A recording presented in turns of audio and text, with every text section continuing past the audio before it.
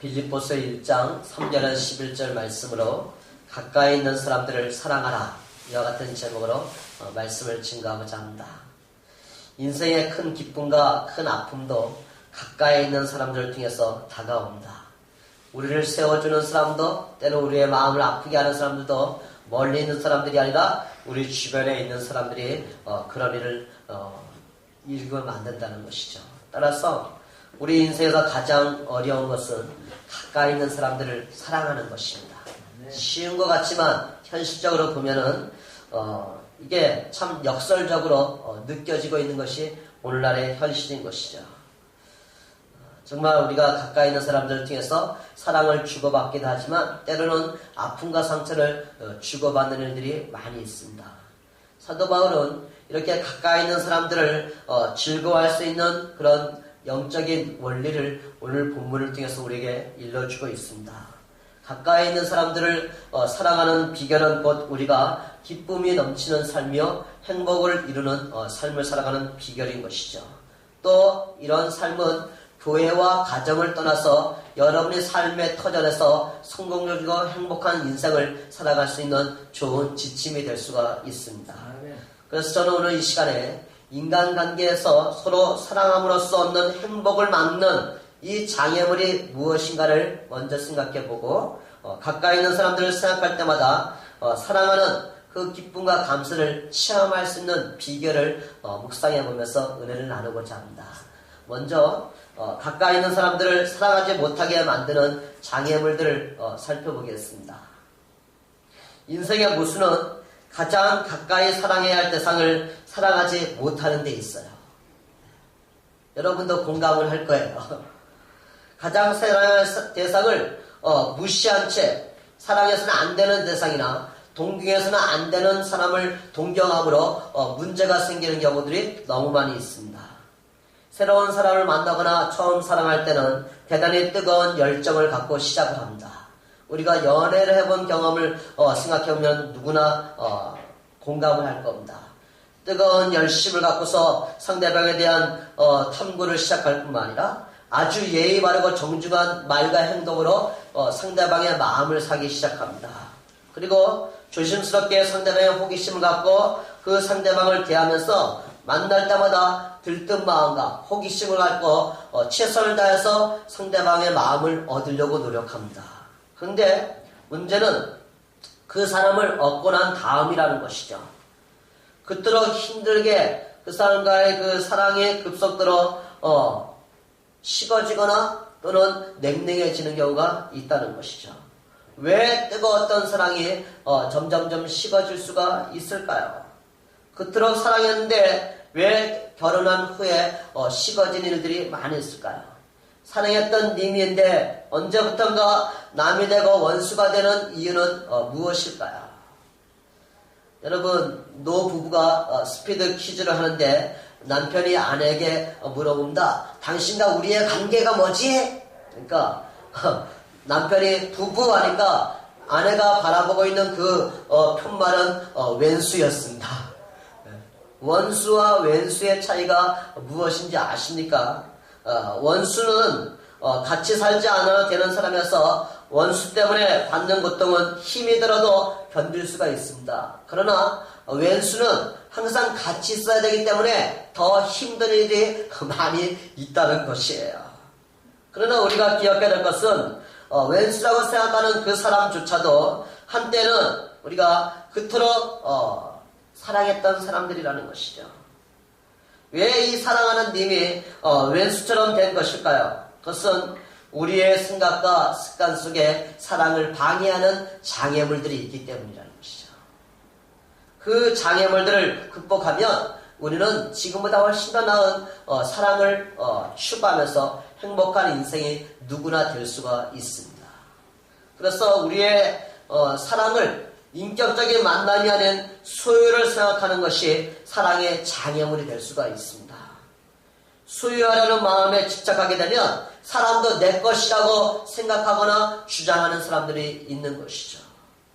그들은 누군가를 좋아하면 그 사람을 얻기까지는 정성을 다해서 노력을 기울이지만 일단 그 사람을 얻고 난 다음에는 소유한 다음에는 더 이상 사랑에 노력을 기울이지 않거나 또는 자기 마음대로 생각하는 사람들이 많이 있다는 것이죠. 사랑은요, 이 사랑의 목표가 아니라 그 사람은 소유가 목표이기 때문이라는 것이죠. 사랑은 소유하는 것이 아니라 인격적인 만남이 진정한 사랑이라고 말할 수가 있는 것이죠. 사람이 가진 그 어떤 것을 사랑하기 때문이 아니라 그 사람의 전 존재를 사랑하는 것이 진정한 사랑인 것이죠. 하나님은 우리의 어떤 면을 사랑하는 부분이 아니라 우리의 모든 것을 사랑하시는 하나님이신 것처럼 우리도 누구를 사랑할 때는 그 인격의 전체를 사랑하는 여러분과 제가 되기를 축복합니다. 아멘. 사람들이 친밀해지려고 하기보다는요, 익숙해지는 것 때문에 사랑에 장애물이 생기는 경우가 많이 있습니다. 무슨 말이냐면 우리가 가까이 있는 사람을 잘 대해주지 못하고 사랑하지 못하는 이유는 친밀하기보다는 너무나 익숙하기 때문이라는 거예요. 너무 익숙하다 보니까 소홀히 여기기도 하고 말도 함부로 하게 되고 또 우리가 정말 때로는 멸시하는 말을 하면서 그들의 마음에 아픔과 상처를 주는 경우가 많이 있죠.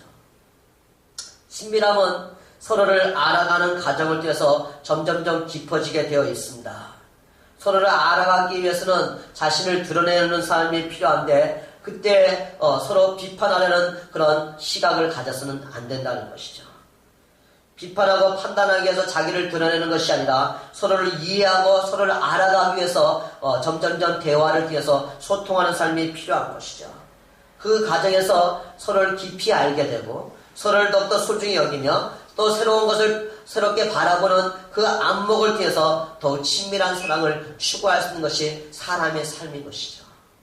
또 우리의 사랑을 막는 장애물 중에 하나는요, 상대방의 변화와 성숙에 대한 잘못된 기대와 성급한 마음 때문이라는 것이죠. 성급한 마음. 우리가 사람을 만나는 이유는 사랑하기 위한 때문이지 우리가 상대방을 변화시키는 것이 내가 사람을 만나는 이유가 아니라는 것이죠. 변화가 목적이라면 그 사람 속에 있는 단점과 또는 연약함이 자꾸 보이면서 그 부족한 것을 지적하는 삶을 삶으로 하면서 그 사람과의 관계는 점점점 아픔과 원망과 불평과 이런 불만족이 생기는 그런 불행한 일이 생길 수가 있다는 것이죠. 그러나 복음은요, 우리의 부족한 것을 용납할 뿐만 아니라 부족한 것을 보충하는 사랑을 제공해 줍니다. 하나님이 우리가 온전해서 우리를 사랑해 주는 것이 아니라 우리의 부족함과 연약함에도 불구하고 우리가 있는 모습 그대로 주님 앞에 나올 때 예수님은 우리를 차별도 하지 아니하시고 우리를 사랑해 주시잖아요. 이런 것처럼 우리가 정말 상대방에게 서로의 정말 장점과 가능성을 보여주시면서 기대하는 마음으로 축복해 줄 때 그 아름다운 관계가 일어날 뿐만 아니라 진정한 변화가 나와 상대방에도 일어날 수가 있다는 것이죠. 사랑한다는 것은요, 무엇보다도 오래 참는 것을 의미하는 것입니다. 사랑은 오래 참고라고 고린도전서 13장도 말씀하고 있잖아요. 근데 우리는 살면서 왜 자꾸 싸움이 생기고 불안해질까요? 그것은 우리의 마음속에 조급함이 있기 때문이라는 것이죠. 조급한 마음.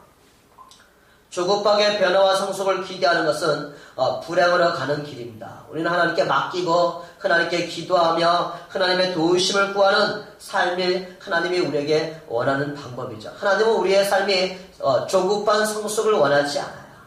하나님 우리가 믿음의 인내를 통해서 우리가 잘 참을 때 인내할 때 온전하고 구비하여 조금 더 부족함이 없게 한다고 말씀하고 있습니다.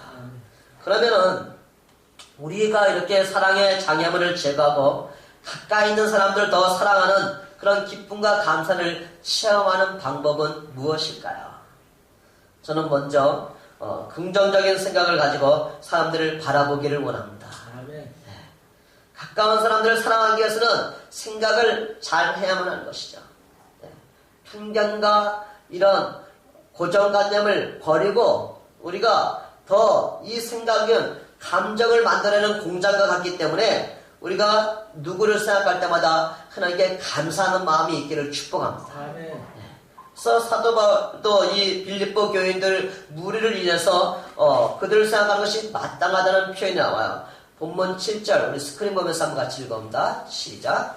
내가 너희 무리를 위하여 이와 같이 생각하는 것이 마땅하니 이는 너희가 내 마음에 있음이며 나의 매임과 복음을 변명함과 확정함에 너희가 다 나와 함께 은혜에 참여한 자가 됩니다. 가까운 사람을 우리가 사랑하는 비결은 올바른 생각을 갖고 그들을 바라보는 자세가 필요합니다. 우리가 대하는 사람들을 어떻게 생각하느냐에 따라서 즐거울 수도 있고 마음이 괴로울 수도 있잖아요. 따라서 이 사도 바울은 우리에게 긍정적인 것들을 생각할 것을 빌립보 4장 8절에서 권면하고 있습니다. 우리 한번 읽어볼까요? 빌립보 4장 8절 시작. 끝으로 형제들아 무엇든지 청자며 무엇든지 경건하며 무엇든지 옳으며 무엇든지 정결하며 무엇든지 사랑받을 만하며 무엇든지 칭찬받을 만하며 무슨 덕이 있든지 무슨 기림이 있든지 이것들을 생각하라. 참된 것은 무엇인지 이런 말이에요. 무엇인지 참되며 이런 말이에요. Whatever is true. 진실한 것은 무엇이든지 이런 말이죠. 사실 인생은 보는 시각에 따라서 결정된다고 해도 과언이 아니죠. 무엇을 보느냐가 무엇을 소유했느냐보다 훨씬 더 중요합니다. 오래전에 나야가라 폭포는요, 미국과 캐나다의 양국에 걸쳐서 홍수를 일으키는 말미암아서 농업을 망치게 하는 그런 죄의 근원지였습니다. 이것을 바라보던 한 사람이 이런 생각을 하게 됩니다. 나야가라 폭포가 막강한 파괴력을 갖고 있다면 이것을 제대로 활용하기만 하면 우리 그 파괴력이 인간에게 엄청난 도움도 줄 수 있지 않을까, 이런 생각으로 만든 것이 바로 댐입니다. 그 나야가라 폭포를 통해서 댐을 만들어서 미국과 캐나다에 엄청난 전기를 공급해주는 그런 유익함이 있었던 것이죠. 폭포가 가진 힘에는 긍정적인 힘과 부정적인 힘이 있고 창조적인 힘과 파괴적인 힘이 있습니다. 중요한 것은 어느 힘에 초점을 두고 그 힘을 사용하느냐 하는 것이죠. 우리가 만나는 사람들을 어떻게 보아주느냐에 따라서 그 사람의 운명이 달라질 수도 있어요. 요즘에야 많이 군대가 좋아졌다고 하지만 옛날에는 아무리 똑똑한 사람도 신병으로 들어오면 그 사람을 바보로 만드는 것은 순식간이었어요. 왜? 그를 어떻게 봐주냐에 달려있기 때문에. 사도 바울은요, 이 빌립보 교인들을 어떻게 생각했냐면은 그들을 복음의 안목으로 그리고 은혜의 안목으로 바라봤다는 거예요. 5절 10절 말씀 같이 한번 읽어봅니다. 시작. 너희가 첫날부터 이제까지 복음을 위한 일에 참여하고 있기 때문이다. 복음을 변명함과 확정함에 너희가 다 나와 함께 은혜에 참여한 자가 되리라. 이 빌립보 교인들을 향해서 나와 함께 복음에 참여한 자여 은혜에 참여한 자라고 여겼기 때문에 항상 그들을 생각할 때마다 하나님께 감사했다는 거예요. 하나님께 감사. 복음에서 교제한다는 것은 복음을 받는 사람의 안목에서 서로를 바라보면서 서로를 존귀하게 여기는 교제를, 펠로우십을 의미하고 있는 것이죠. 복음 안에는요, 하나님의 은혜가 있습니다. 그 하나님의 은혜는 이 죄인에게 값없이 베풀으시는 하나님의 놀라운 구원의 선물이요, 죄사함과 의로움과 영생의 선물인 것입니다. 복음 안에는 용서가 있고 화해가 있습니다. 십자가의 복음 안에는 사람을 변화시키는 놀라운 능력이 있습니다. 복음 안에는 죄는 미워하지만 죄는 불쌍히 여기는 그런 하나님의 은혜가 있습니다. 과거의 모든 죄와 허물을 완전히 용서하신 그 사랑이 복음 안에 들어 있습니다. 사도 바울이요, 예수님을 만나기 전에는 율법적인 사람이었습니다. 그는 예수 믿는 사람들을 때리고 가두어서 옥에 집어넣고 살인하는 일까지 가담했던 자였습니다. 그러나 그가 다메섹 도상에서 부활의 주님을 만나고 나자 그의 삶은 완전히 변화되었습니다.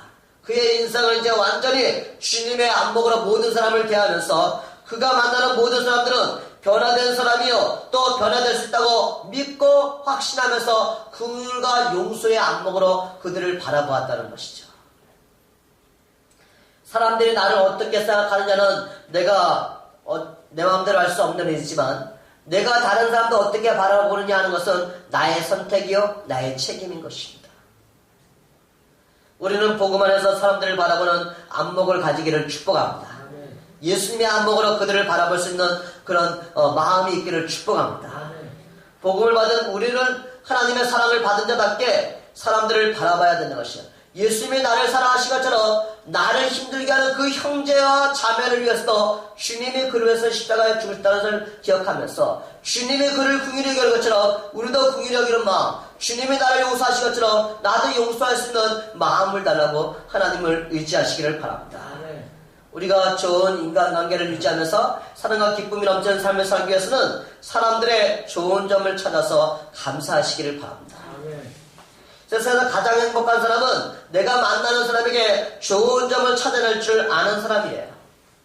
어떻게 그것이 가능할까요? 좋은 사람을 만나면 되는 거예요. 좋은 하나님을 만나면 되는 거예요. God is so good. 하나님은 좋으신 하나님이십니다. 하나님의 선하심을 체험한 자들은 항상 입술에서 감사와 찬양이 나오는 것처럼 우리가 만나는 사람들을 통해서 하나님의 안목으로 그들을 바라보기 때문에 그들의 좋은 점을 찾을 수가 있다는 것이죠. 가까운 사람들에게 좋은 점을 발견하고 그것을 말해줄 때 그것이 바로 좋으신 하나님을 닮아가는 삶인 것입니다. 하나님을 본받는 삶인 것입니다. 하나님은 좋으신 분이고 우리에게 좋은 것을 아끼지 아니하시고 공급해 주시는 하나님이십니다. 마태복음 7장 11절 같이 읽어봅니다. 시작. 너희가 악한 자라도 좋은 것으로 자식에게 줄 알거든 하물며 하늘에 계신 너희 아버지께서 구하는 자에게 좋은 것으로 주시지 않겠느냐. 성경이 말하는 좋은 것 중에 좋은 것, 베스트 오브 베스트는 성령님이십니다. 하나님은 가장 좋은 것, 성령님을 우리의 마음에 부어주셨습니다. 성령을 여러분의 마음에 모시면 좋은 점들이 보이기 시작합니다. 우리의 삶 속에 은혜 받는다는 것은 곧 성령으로 충만함을 받는 것을 의미하는 것이죠. 우리가 성령으로 충만하면 감사가 넘치게 되어 있고 나의 삶 속에 문제가 있고 아픔과 질병과 고통이 온다 할지라도 그것을 통해서 선을 이루실 하나님을 기대하면서 우리는 믿음으로 인내하고 두려워하거나 조급해하는 것이 아니라 감사하는 마음으로 인내할 수 있고 하나님이 주시는 지혜와 능력으로 감당하게 만들어 주십니다. 여러분과 제 마음속에 항상 성령의 충만함을 하면서 좋은 것을 발견하는 기쁨이 있기를 축복합니다. 인생을 승리하며 살아가는 기술 중에서 가장 중요한 것은 무엇을 간과하며 무엇을 지나치며 살아야 하는 것을 분별하는 것이죠. 중요한 것은 집중하고 본질은 추구하되 비본질적인 것들은 때로는 무시하거나 때로는 넘어가 주는 것도 필요한 것이죠. 우리는 사람들 안에 있는 선한 의지에 집중할 필요가 있어요. 사람은 누구나 다 잘하고 싶어요. 좋은 사람이 되고 싶어요. 그런 선한 마음이 있다는 거야. 그래서 그 사람들 안에 있는 장점을 잡고 초점을 맞춰줄 때 그 사람의 용기를 얻을 수가 있어요. 우리는요 모든 것을 다 잘할 수는 없지만 어떤 것은 여러분 나름대로 잘하는 것이 있어요. 내가 모든 걸 다 잘하지 못한다고 해서 내가 잘할 수 있는 그것까지도 포기해서는 안 된다는 것이에요. 우리를 괴롭히고 우리의 마음을 아프게 한 자들 때문에 내가 하나님 앞에 더 가까이 나가서 겸손히 무릎을 꿇고 기도하면서 나의 믿음이 성장하고 내가 성숙해졌다면 나를 힘들게 하는 그 사람들에게도 감사할 수 있는 마음을 가지는 것이 예수 믿고 거듭난 그리스도인들의 마음의 자세가 되어야 된다는 것이죠. 우리에게 은혜를 베풀어 주신 분들을 소홀히 여기지 않고 그들에게도 감사를 표현할 줄 알고 하나님께도 감사를 표현할 줄 아는 것이 진정한 그리스도인의 모습이라는 것이죠. 감사하는 마음은요 상대방을 변화시키기 이전에 먼저 우리 자신의 마음을 변화시키는 것을 기억하시기를 바랍니다. 우리 마음에 복을 주고 감사하는 습관, 항상 좋은 것을 보는 습관을 가지게 만들어주면 내가 남에게 베풀어준 것을 쉽게 잊어버리지만 남이 나에게 베풀어준 것은 잊지 않고 항상 평생 감사하는 행복한 자가 될 수가 있습니다. 있는 모습 그대로를 용납하고 성장함까지 인내할 때 우리는 좋은 사랑의 관계를 유지할 수가 있습니다.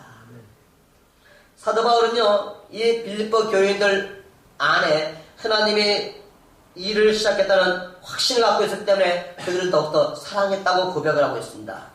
본문 6절, 빌립보서 1장 6절 같이 한번 읽어봅니다. 시작. 너희 안에서 착한 일을 시작하시니가 그리스도 예수의 날까지 이루실 줄을 우리는 확신하노라. 사도 바울은 현숙하지 않은 이 빌립보 교인들을 있는 모습 그대로 용납해 주면서 끝없는 기대를 가지고 그들을 바라보고 있는 이유는 빌립보 교인들 때문이 아니라 그 교인들 뒤에서 일하시는 하나님을 바라봤기 때문이라는 것이죠. 우리가 다른 사람을 바라볼 때마다 그들보다 그 안에서 착한 일을 시작하신 하나님이 다 이루실까지 역사하시고 아름답게 변하실 것을 기대하며 바라보는 여러분이 되시기를 축복합니다. 하나님은 결코 우리를 포기하지 않으십니다. 하나님은 실수하지 않으시는 하나님이십니다. 하나님은 우리가 더욱더 하나님 안에서 주님의 모습과 주님의 인격과 주님의 삶을 닮아가면서 하나님과의 그런 거룩한 교제 속에서 우리의 삶이 성숙해지게 만들어 주십니다. 그래서 우리가 해야 할 가장 중요한 일은 우리 안에서 역사하신 하나님께서 우리 안에서 일할 수 있도록 기회를 제공해 드리는 거예요. 하나님에게 내 마음을 오픈하는 거예요. 성령님 내 마음에 임하여 주시고 예수를 내 마음에 모실 때 주님과 함께 먹고 마시는 교제를 통해서 우리가 더욱더 성령님을 통해서 우리는 내가 얼마나 죄인인지를 깨닫고 예수님의 피로 의지하면서 회개하면서 나를 변화시키신 하나님의 은혜를 감사하는 삶을 살아가는 것이죠. 아멘. 사도 바울은요 나의 나된 것이 하나님의 은혜라고 고백을 하잖아. 그리고 자기의 모든 인생을 은혜의 복음을 전파하는 데 생명을 다해서 살았잖아요. 마찬가지로 우리가 우리의 마음속에 성령님을 의지하면 하나님에 대한 갈망을, 하나님에 대한 은혜를 감사하면서 이제는 나 중심으로 살아왔던 인생의 하나님 중심, 이웃 중심, 그리고 교회 중심의 삶을 살아갈 수 있도록 우리의 가치관을 변화시켜 준다는 것이죠. 우리 안에 예수님이 항상 살아계심을 확신하는 여러분이 되기를 축복합니다. 네. 내 안에 예수님이 살아계신다 하는 확신을 갖고 있는 사람은요 죄를 미워하는 삶을 살게 되어 있어요. 악을 모든 모양을 자꾸 버리려고 하는 그런 마음을 가질 수가 있어요. 세상에서는 엄청난 유혹과 미혹이 우리를 엄습해오고 있지만 내 안에 예수님이 살아계신다는 하나님의 임재를 고백하는 사람은 이런 것들을 성령님을 의지하면서 하나님의 말씀을 붙잡으면서 기도하면서 그것들을 물리칠 수가 있다는 것이죠. 아멘. 성령님이 여러분에게 계신 안에서 어떻게 할 수 있느냐? 내가 말씀을 사모하는 마음이 생기고 기도하는 마음이 생길 때 또 내가 남들을 위해서 축복해주고 마음심을 시킬 때 그리고 남들을 용서해주는 그런 마음을 품을 때가 성령님이 내 안에서 역사하고 있는 순간인 것이죠. 따라서 여러분 우리는 날마다 성령님을 의지하는 자가 되기를 축복합니다. 아멘. 성령님이 우리 안에서 역사해야지만 우리 인간적인 생각으로 할 수 없는 것들을 하나님의 은혜로 감당하는 것들이 너무 많이 있잖아요. 용서할 수 없는 사람을 용서할 수 있고 사랑할 수 없는 사람을 사랑할 수 있는 마음을 주는 것은 오직 성령님밖에 없습니다. 우리 주변에는요 아직도 하나님이 변화를 시키는 일을 끝내지 않은 공사 중 인생들이 많이 있는 것이죠. 우리는 천국 가는 그날까지 계속 거룩함을 추구하면서 하나님을 닮아가는 것이 우리의 목표이기 때문에 우리는 공사 중 인생이라고 표현하는 거예요. 그래서 우리는 인내하는 삶이 필요한 것입니다. 우리의 가장 큰 실수는요 사람들이 그동안 변화되어 온 삶을 인정하고 기뻐하기보다는 그 사람을 바라보면서 앞으로도 저 사람이 더 변해야 되는데 자꾸 이러한 생각을 품는 것이 우리의 실수라는 것이죠. 우리가 자꾸 사람들이 변화되기를 바라보게 되면 끝없는 불평과 원망과 불만족이 생겨버려 말미암아서 피할 수 없는 아픔과 갈등이 생길 수가 있다는 것이죠. 그러나 여러분 우리가 정말 사람을 바라보면서 변화될 수 없는 부분은 용납하는 마음을 품으시기를 바랍니다. 내가 자꾸 변화시키려 하면 더 많은 어려움과 갈등이 생기는 것이죠. 우리는 이해하고 사랑하는 훈련이 필요한 자들인 것입니다. 하나님이 우리 교회 사람들을 보내실 때는 그들은 우리의 사랑의 대상이지 우리의 변화의 대상이 아니라는 것을 기억하시기를 바랍니다. 가장 큰 비극은 사람들의 버릇을 고치겠다는 것을 인생의 목표로 삼는 사람인 것입니다. 그러면 그럴수록 화가 나게 되고 불만족이 생기게 되고 자꾸 어려움이 생기게 되어 있어요. 그러나 우리의 삶의 목표는요 사랑하고 이해하면서 같이 살아가는 것입니다. 정말 여러분과 제가 우리가 사랑할 때 사람이 변화되잖아요. 예수님이 창기들과 죄인들과 함께 먹고 마시면서 너 왜 이런 죄를 지었니? 라고 한 번도 말씀하지 않았어요. 주님의 온유한 겸손한 모습 그들과 함께 어울려주는 그 모습을 통해서 그들의 자신들이 얼마나 큰 죄인인가를 깨달으면서 변화되는 역사가 일어나는 것처럼 우리도 주님의 사랑으로 함께할 때 많은 사람들이 우리를 통해서 변화될 수가 있다는 것이죠. 여러분이 정말 사람들이 여러분에게 상처를 줄 때 그들이 왜 나에게 그렇게 할 수밖에 없는 것을 한번 생각해 볼 필요가 있고 그들 안에 있는 상처는 무엇인가를 우리가 대화를 통해서 들어볼 필요가 있습니다. 그들이 그렇게 행동할 수밖에 없는 이유를 발견하게 되면 그를 이해할 수 있고 사랑할 수 있는 마음이 생길 수가 있다는 것이죠. 그래도 안 되는데요. 사랑할 수 없는데요. 용납할 수 없는데요. 그럴 때는 어떻게 해야 할까요? 8절에 답이 나와요. 8절 한번 같이 읽습니다. 빌립보서 1장 8절 시작. 내가 예수 그리스도의 심장으로 너희 무리를 얼마나 사모하는지 하나님이 내 증인이시다. 어떻게 원수처럼 행동하는 사람들을 사랑의 대상으로 바꿀 수 있을까요? 라고 물었는 것은 그리스도의 심장으로 그들을 사랑하는 것이에요. 성령님을 의지하는 거예요. 인간적인 생각으로 꼴보기 싫고 도저히 용납이 안 되고 사랑할 수 없는데 하나님이 나를 사랑하신 하나님이 나를 용서하신 그 은혜를 기억하면서 성령님 나에게 예수의 마음을 예수의 심장을 달라고 기도하시기를 바랍니다. 아멘. 그것은 바로 무조건적인 사랑이요 아가페적인 사랑을 의미하는 것이죠. 그런 사랑은요 우리의 노력에 의해서가 아니라 성령님에 의해서 가능합니다. 로마서 5장 5절 한번 같이 읽어볼까요? 시작. 소망이 우리를 부끄럽게 하지 아니함은 우리에게 주신 성령으로 말미암아 하나님의 사랑이 우리 마음에 부은 바 됨이니. 하나님의 사랑은 내가 노력하거나 내 힘을 얻는 것이 아니라 성령님이 매일매일마다 순간순간마다 내 안에 역사하심을 하면서 내 마음에 부어주시는 거예요. 지금도 성령님이 여러분의 마음속에서 일하고 계십니다. 그것을 역사하신다고 말씀하고 있는 것입니다. 하나님의 사랑은 언제나 내 안에서 나를 통해서 일하시는 성령님의 역사인 것입니다. 마지막으로 우리가 사랑의 관계를 기쁨으로 우리가 승화시키는 방법은요. 상대방의 허물을 덮어주면서 그들을 위해서 계속 기도해 주는 거예요. 축복해 주는 거예요. 가까운 사람들을 사랑하는 가장 좋은 방법은 그들을 위해서 기도해 주는 거예요. 미워하는 것이 아니라 그들을 위해서 그들의 허물을 덮어주면서 긍정적으로 자꾸 기도를 해주는 거예요. 사도 바울도 빌립보 교인들을 위해서 기쁨으로 항상 강구했어요. 무엇을 기도했을까요? 오늘 본문 9절에서 11절에 나와요. 한 번 더 읽어봅니다. 시작.